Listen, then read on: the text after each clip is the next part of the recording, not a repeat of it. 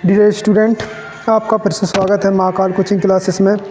आज फिर लेकर आ गए हैं हम आपके लिए इम्पोर्टेंट टॉपिक, जिसमें कि हम आपको क्लास 10th के जो कि आपकी एग्ज़ाम की दृष्टि से बहुत महत्वपूर्ण है। चलो तो चलते हैं, देखते हैं कि पहला सवाल क्या दिया है। जैसे 13वां सवाल, और इससे पहले के इम्पोर्टेंट सवाल हमने आपको करा दिए हैं। देखो अब 13वां सवाल करवा दें।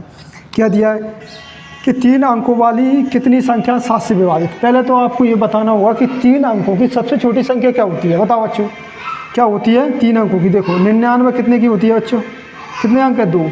अगर यहीं हम इसमें 100 जोड़ दें, कितना 100, तो 3 अंकों की सबसे छोटी हो जाएगी। और सबसे बड़ी क्या होती है बच्चों, 999।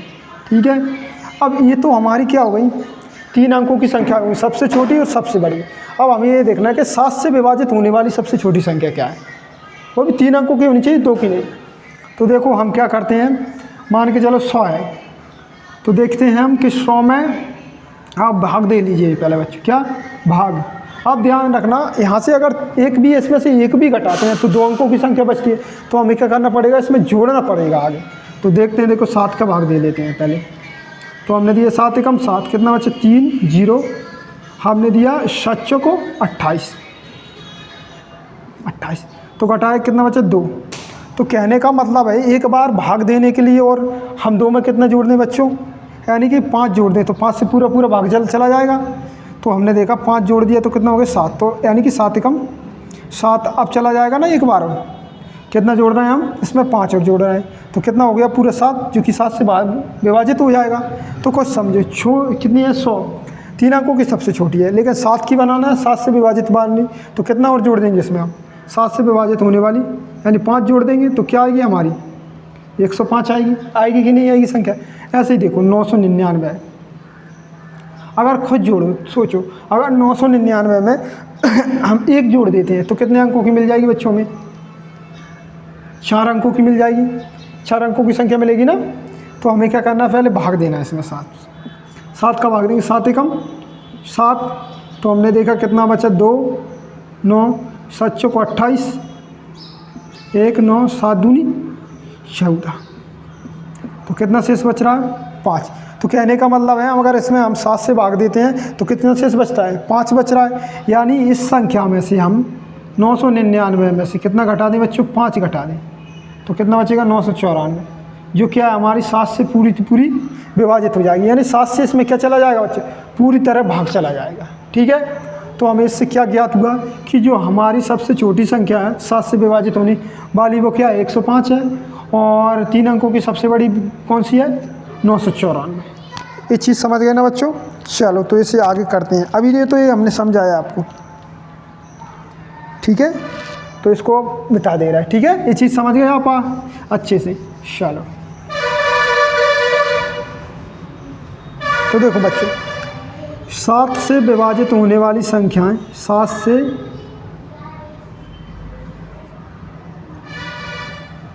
से विभाजित होने वाली 3 अंकों की संख्याएं, 7 से विभाजित होने वाली 7 से विभाजित होने वाली 3 अंकों की संख्याएं, 3 अंकों की संख्याएं,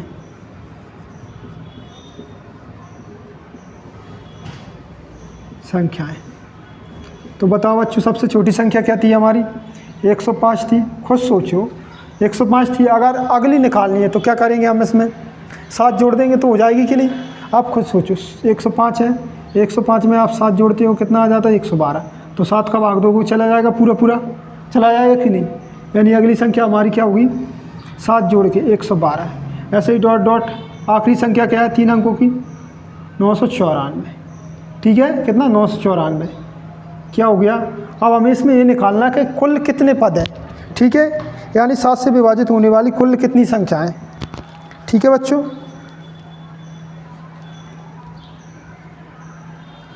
तो हम क्या लिख सकते हैं, यहाँ क्या लिख सकते हैं कि यहाँ दिया है,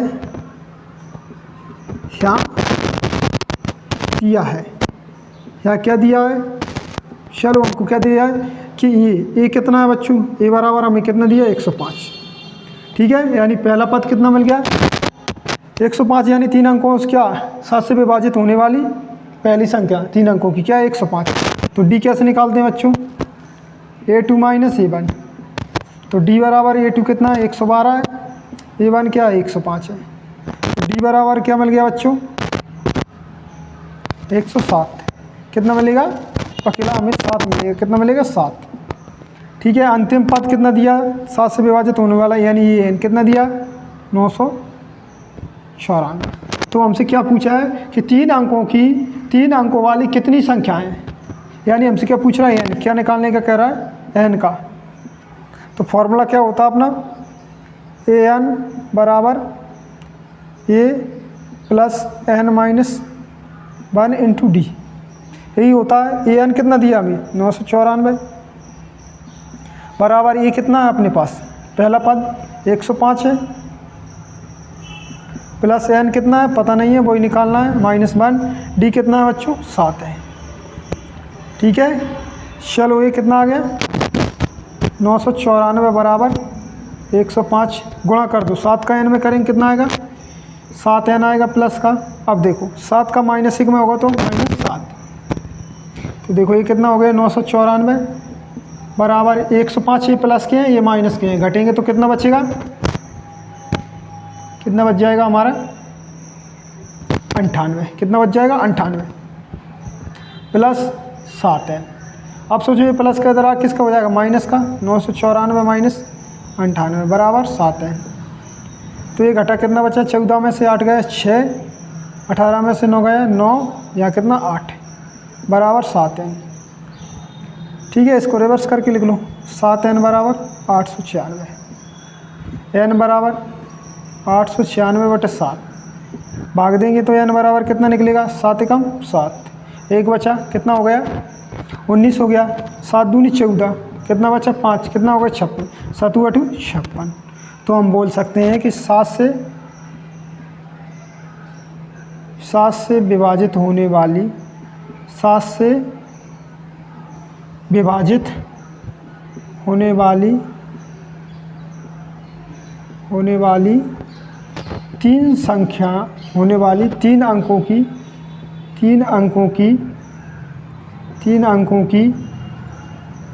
कितनी संख्याएं, 3 अंकों की 128 संख्याएं, कितनी हो जाएंगी 128 संख्याएं। ठीक है, ये अपना आंसर आ गया इसका। ठीक है, चलो इसको नोट कर लीजिए जल्दी से।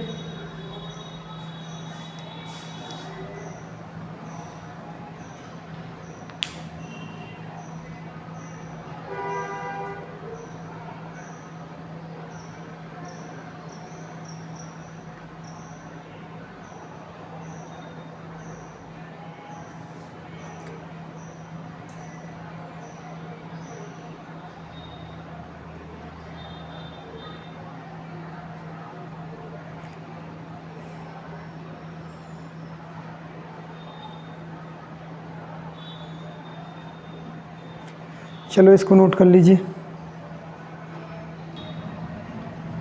देखो हमें 14वां सवाल क्या दिया, देखो बच्चों कि 10 और 250 के बीच में 4 के कितने गुणज हैं। ठीक है, यानी हमें क्या निकालना बच्चों, कितने गुणज, यानी कि हमें संख्या निकालनी है, यानी कितनी संख्याएं हैं जो 4 का क्या हो गुणनफल हो। तो देखो गुणज का मतलब गुणनफल। तो हमने देखा कि 10 व 250 के बीच में 4 के गुणज, 4 के गुणज। ठीक है, देखते हैं कितने हैं। तो ये बताओ बच्चों, क्या ये 4 का गुणज है 10? नहीं है, क्योंकि इसमें भाग देंगे तो कितना बचेगा, शेष हमारे पास 2 बचेगा। तो इससे क्या है 11, 11 में भी 4 का भाग देंगे कितना बचेगा 3। तो अगला संख्या क्या 12। तो पहली संख्या हमारी क्या होगी बच्चों 12 होगी। 12 जाता है ना 7 से, 12 में 4 का भाग जाएगा ना पूरी तरह। और अगला क्या होगा, इसमें जब 4 जोड़ देंगे तो अगला क्या जाएगा 16। तो ऐसे ही देखते हैं डॉट डॉट डॉट। अंतिम पद क्या होगा 250 में अगर हम 4 का भाग देते हैं तो कितना जाएगा, 4 6 24, 2 बचे 10, 4 दूनी 8, 2 शेष बच रहा है, कितना 2 शेष। इसका मतलब हम इसमें से 4 कितना घटा दें 250 में से कितना आ जाएगा 248, यानी कि 248 क्या है 4 से विभाजित होगा पूरी तरह, होगा कि नहीं होगा। इसका मतलब 10 और 250 के बीच में, यानी कि क्या है, पहला पद 12 है और अंतिम पद क्या है 248, जो क्या है 4 से विभाजित है। ठीक है, क्या है 4 से विभाजित है। तो हम क्या लिख सकते हैं,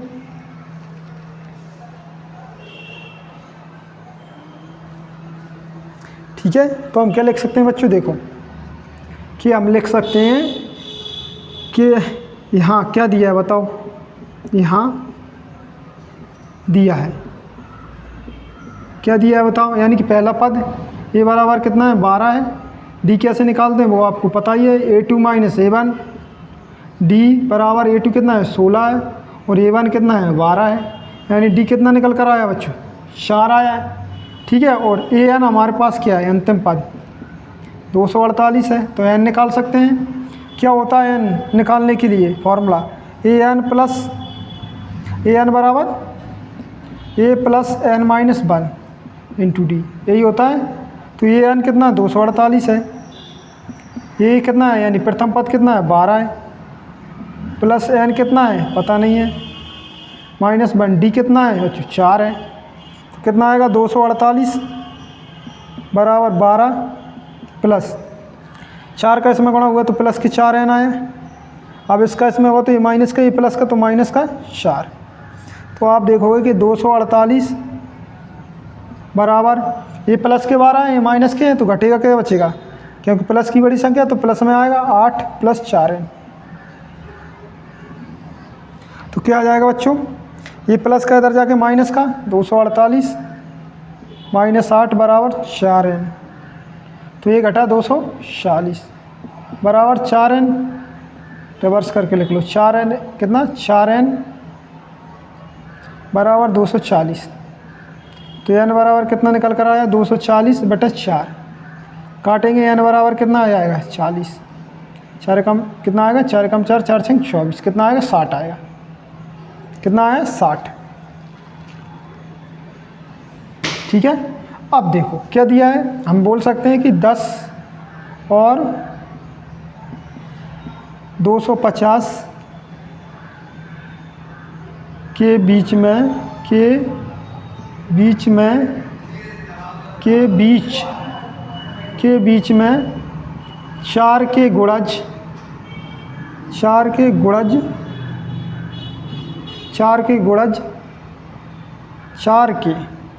कितने हैं 4 के 60 गुणज हैं, क्या बोल सकते हैं 4 के 60 गुणज हैं, गुणज है। ठीक है, इस तरह हमारा ये आंसर निकल कर आ गया। ठीक है बच्चों, ठीक है, तो आज के लिए इतने ही सवाल। ठीक है, अब मिलते हैं हम नेक्स्ट क्लास में, आपको फिर लेकर आ रहे हैं 2 और इम्पोर्टेंट सवाल। ठीक है, फिर इसके बाद हम क्या करेंगे, प्रश्नावली 5.3 करेंगे। 2 सवाल लेके आ रहे हैं आपके लिए इम्पोर्टेंट, जो आपकी एग्ज़ाम की दृष्टि से बहुत महत्वपूर्ण है। ठीक है बच्चों, फिर मिलते हैं।